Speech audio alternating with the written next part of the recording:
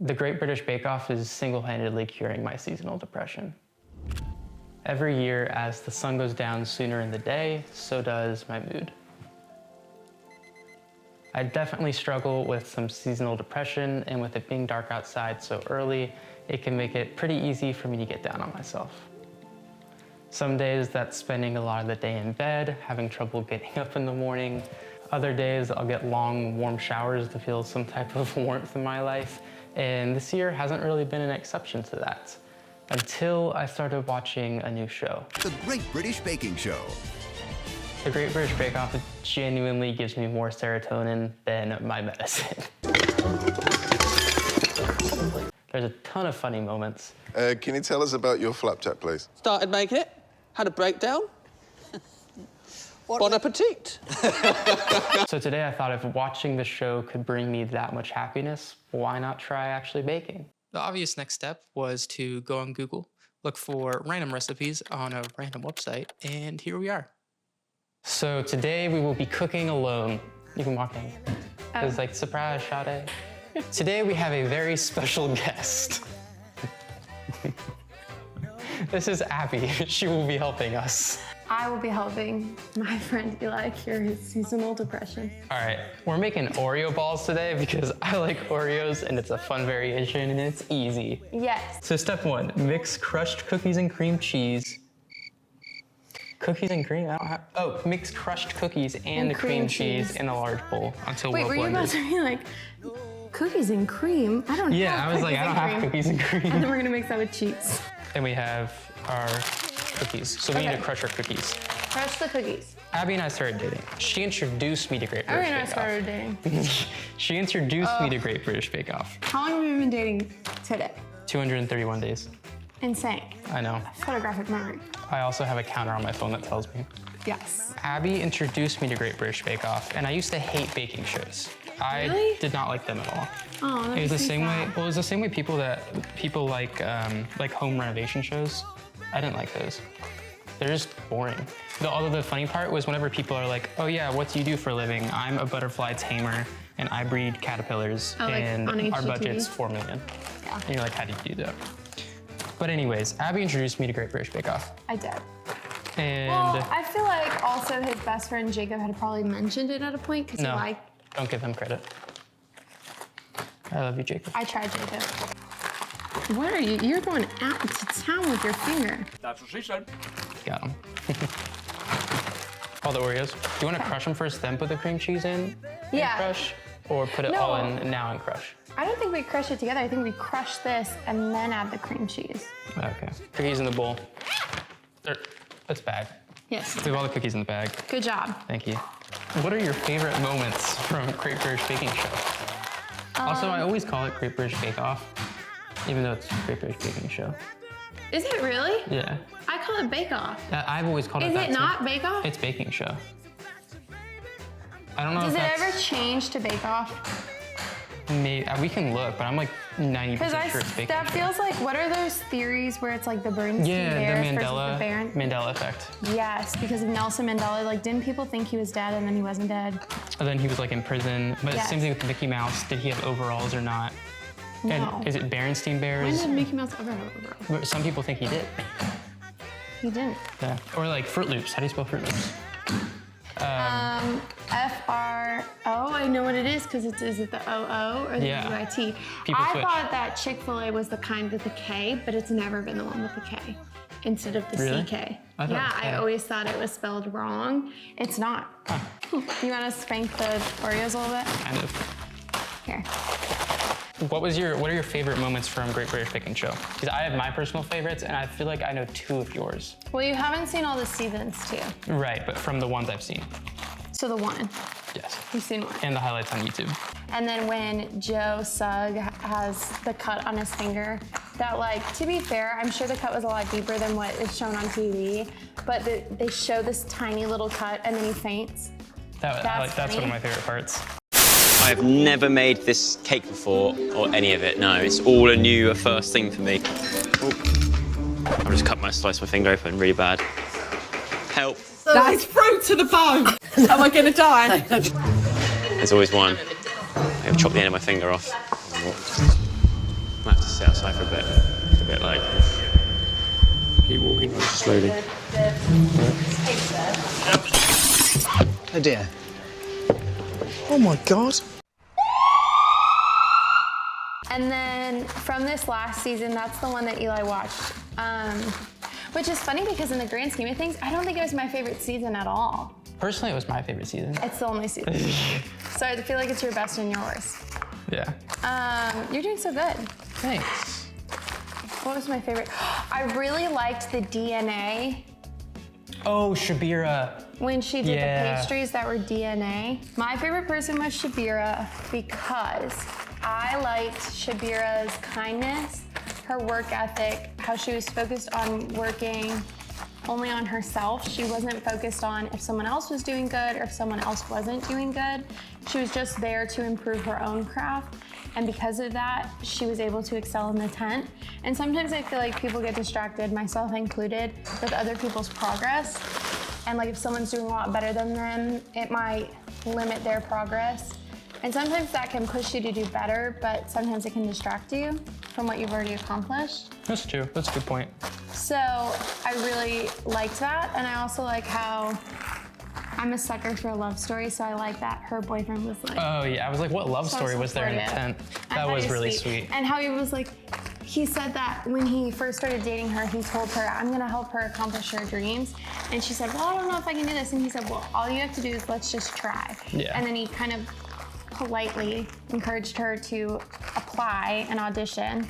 I don't know if it's audition. I'm just so used to theater terms. Tryout. Yeah, audition. Whatever tryout. it is. But so she did the cooking challenges and got in, and then she did very well. I'm not gonna spoil it, but she did very well. And yeah, I really liked her. Yeah.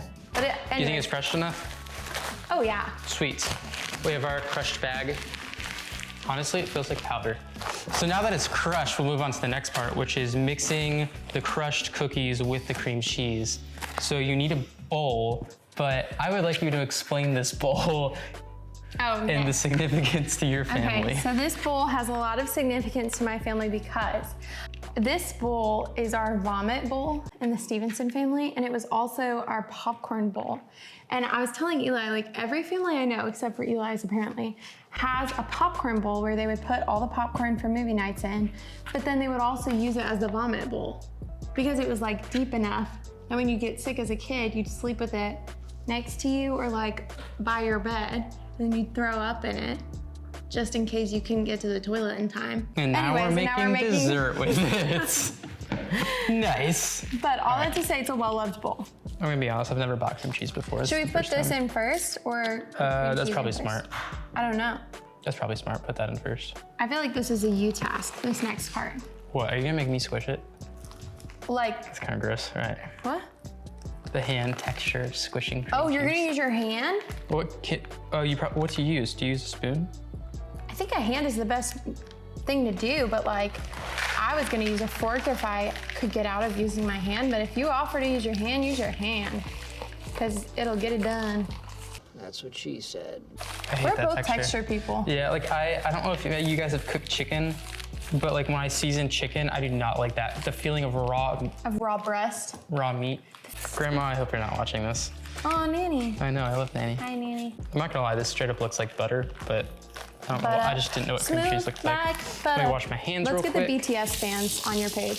BTS. Speaking of BTS, did any of you guys see, I'm a big soccer fan.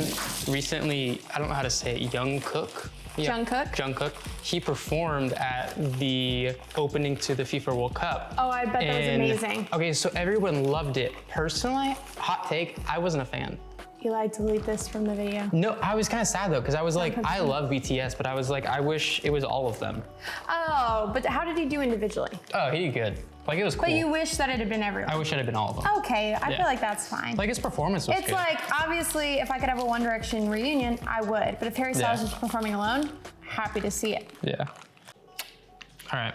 I really don't want to do this. Yay! I love when it flops. Wait, check it out.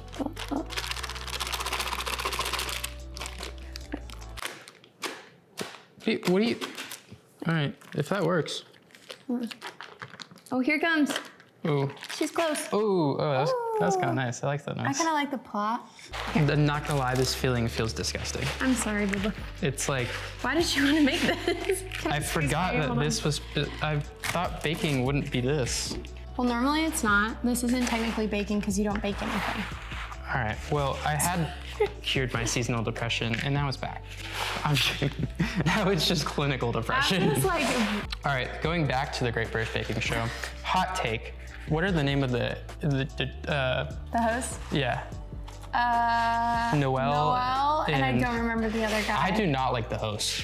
At all? I genuinely just do not think they're funny. I feel like they're the MCs and the hosts are more like Prue and Paul Hollywood, and there was actually one before, but then she left. I saw they switched, yeah. Yes.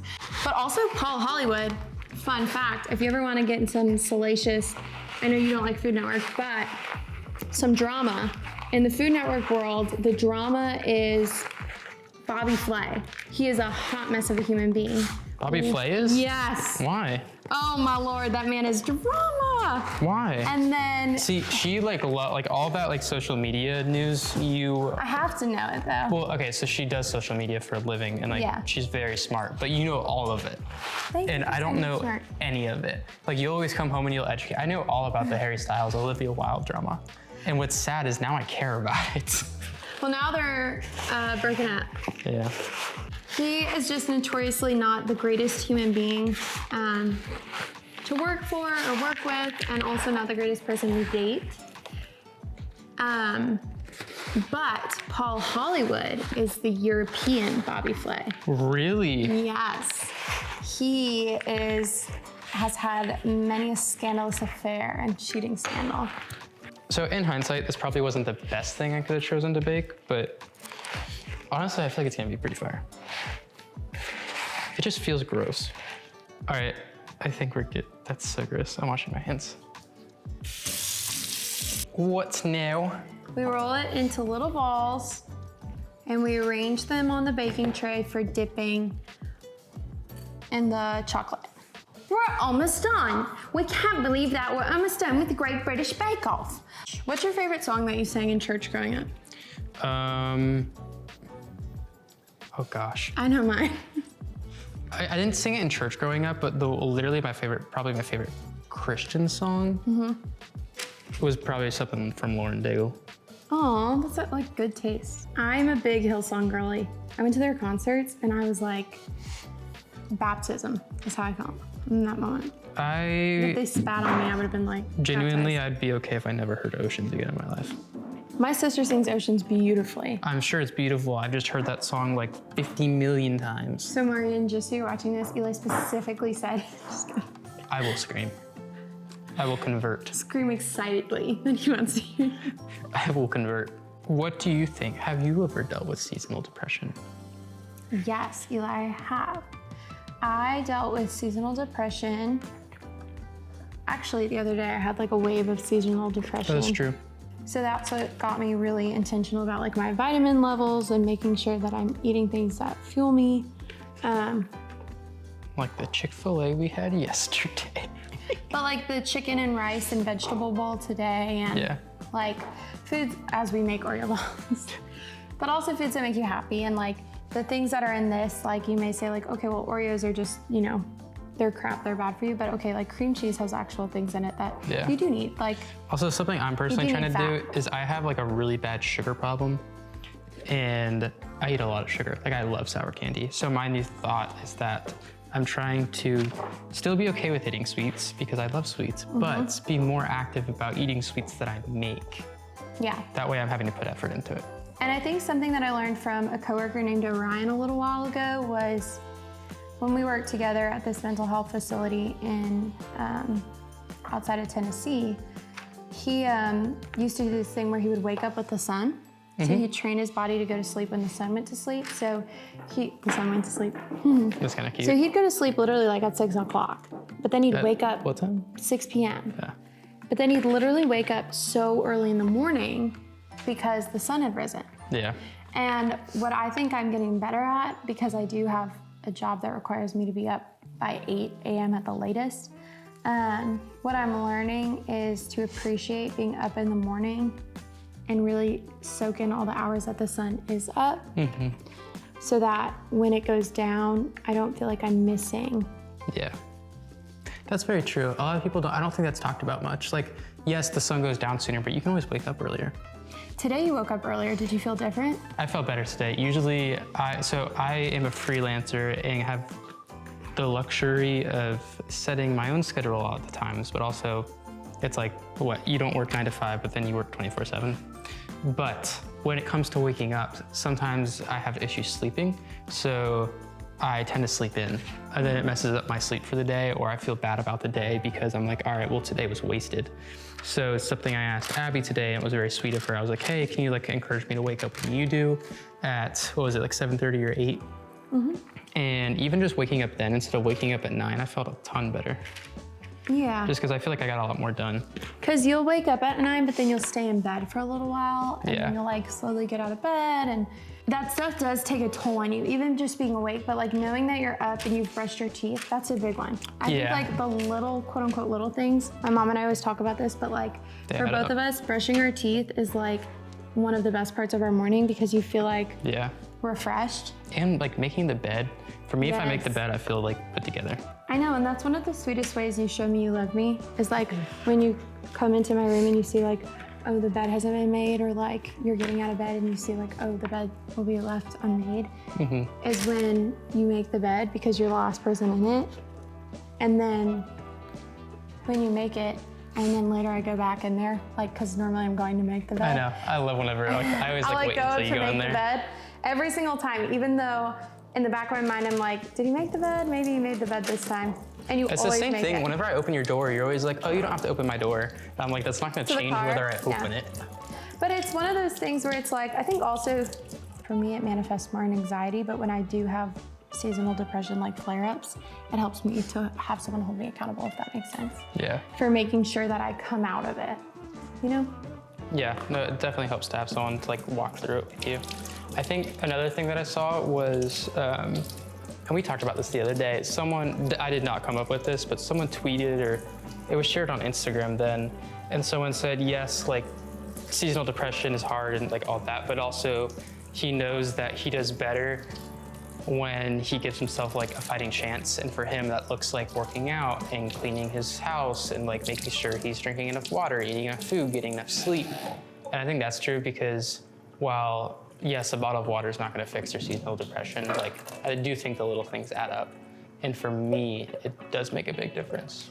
And I feel like also something that people don't talk about enough, and still very stigmatized, but I feel like it's gotten better as of late, is medicine. And making sure that you keep on top of your medicine. So not only once you're medicated, but making sure that you actually take your medicine at the time you're supposed to take it and routinely. And something that helps for both of us, and something I've been doing for a while, but Eli started doing recently, is a pill box, which sounds so silly, but like having a Monday, Tuesday, Wednesday, whatever, pill box. Oh, it makes it so much easier for me. Yes, like being able to physically see and be like, oh, I have to take this. Like, also, like, there's something satisfying about if I like look at my pill box and I skipped Tuesday and the rest of them are done, it makes me very upset because I'm like, I want it to be like empty. Like I want it to go like in a line. And you're like, okay, next week I need to be more diligent about this. Yeah. And it's helpful too, I think, for someone who travels so much, and both of us travel way more. But for me, it's like in the state of Tennessee. If I'm not here, I'm at the apartment or wherever. And for you, it's like all over the world. It's nice because you can just take it out of your bag and set it by your nightstand and you see it right before you go to bed. Yeah, and like these are just things that helped us too. Like genuinely, I think I can speak for both of us when I say one of the biggest helps has been like therapy and medicine. Yeah. So definitely like if seasonal depression is a thing, but if it tends to get extreme, talk to someone. And like find a professional that can help you.